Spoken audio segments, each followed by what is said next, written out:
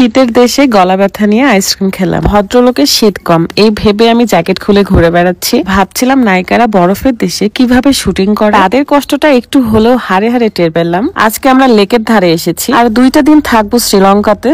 সব জায়গা ঘুরে দেখতে চাই কোথায় কি আছে। বাংলাদেশে যাওয়ার জন্য মনটা ছটফট করছে। কবে যাব, মেয়েটাকে কোলে নিব, আদর করব। ক্যামেরাতে সবকিছু দেখতে ভালোই লাগে, কিন্তু মনের ভেতরে তো আর ক্যামেরা নেই, তাহলে মনের ব্যথাটাও বুঝতে পারতেন আপনারা। খুব সহজেই আমরা অন্যকে দোষ দিতে পারি, আঘাত করে কথা বলতে পারি। আমার মেয়েটার সাথে আমি প্রতিদিন কথা বলি, আর সে এত বেশি আনন্দে থাকে, একটু কথা বলার পরেই বলে আমু রেখে দাও, খেলছি, আমু রেখে দাও, আনন্দ করছি। আলহামদুলিল্লাহ, আমার মেয়ের ভাগ্য অনেক ভালো। সে অনেক ভালো একটা পরিবার পেয়েছে, অনেক অনেক ভালোবাসার মানুষ পেয়েছে। কিন্তু আমি হলাম মা, এন্ড আমার ভেতরের কষ্টটা কেউ বুঝতে পারবে না। তার আনন্দের জায়গা, ভালো থাকার জায়গা করে দিয়ে তবে আমরা বাহিরে এসেছি। আর প্রতিনিয়ত আমরা সিসি ক্যামেরায় তাকে দেখতে পাই। সো এগুলো নিয়ে আপনাদের টেনশন করতে হবে না। আচ্ছা, শ্রীলঙ্কায় কারা কারা ঘুরতে এসেছেন অবশ্যই কমেন্ট করে জানাবেন তো। আজকে আমি যে ড্রেসটা পরেছি সেটা আমি নিয়েছি সই ফেসবুক পেজ থেকে। পেজটা আমার ভিডিও ডেসক্রিপশনে দিয়ে রাখবো। মালদ্বীপ এবং শ্রীলঙ্কায় যত ড্রেস পরেছি বেশিরভাগই আমি সই ফেসবুক পেজ থেকেই নিয়েছি। আর এটা দেখেন, পুরোটা একটা মাকড়সার মতন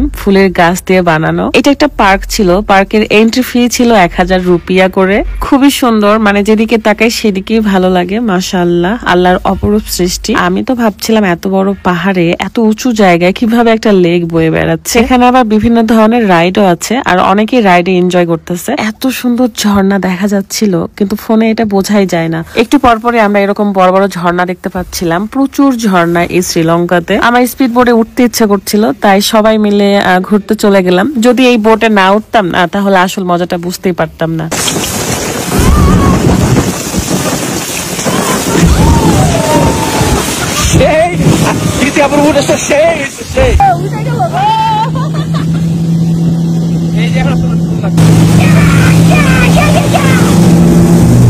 যদিও বা এখানে সাগরের মতো ঢেউ নাই, কিন্তু স্পিড বোটটা এত সুন্দর করে ড্রাইভ করে তারা, এমনিতেই অনেক বেশি ভালো লাগে। সো আমরা অনেক এনজয় করার পর নেমে পড়লাম, এন্ড খুবই ক্ষুধা লাগছে, তাই চলে আসলাম ফুড কোর্টে। এই পার্কের মধ্যে অনেক ফুড কোর্টও আছে।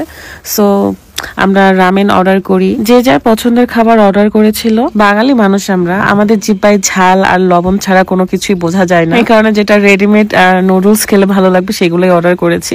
তারপরও যেন একটা কমতি ফিল করতেছিলাম। সবাই ঠান্ডার মধ্যে জ্যাকেট পরেছিল, কিন্তু আমি মাতব্বরি করে জ্যাকেটটা খুলে গাড়িতে রেখে দিয়েছিলাম। আমার কিন্তু খুবই ঠান্ডা লাগছে, আর রোদ গায়ে লাগলে খুবই মিষ্টি লাগতেছিল। যাই হোক, নুডলসটা দেখতে অনেক ইয়াম্মি, বাট খেতে কিন্তু এতটাও ইয়াম্মি নয়। পরে হাসবাকে বললাম যে আমাকে একটা আইসক্রিম খাওয়া। কেউই খাওয়াইতে চায়নি, কারণ আমার প্রচুর ঠান্ডা লেগে আছে। কিন্তু আমিও নাছর বান্দা, আমিও ছাড়ি নাই, আমি একটা কিনে ছেড়েছি। এটার প্রাইস ছিল 150 রুপিয়া। আইসক্রিম আমার অনেক পছন্দ, সেটা গলা ব্যথা থাকুক আর শীত থাকুক। আমার পেছনে পাহাড়, আকাশ সবকিছু মিলিয়ে যেন একটা অন্যরকম ওয়েদার ছিল। আল্লাহর কাছে হাজার হাজার শুকরিয়া, আল্লাহ আমাকে এখানে নিয়ে এসেছে এবং এই চোখ দিয়ে এত সুন্দর প্রকৃতি দেখার সুযোগ করে দিয়েছে। এখন বিদায় নিচ্ছি, অ্যান্ড আগামীকাল আমরা অন্য স্পটে যাব, সেখানে দেখা হয়ে যাবে। ভালো থাকবেন সবাই, আল্লাহ হাফেজ।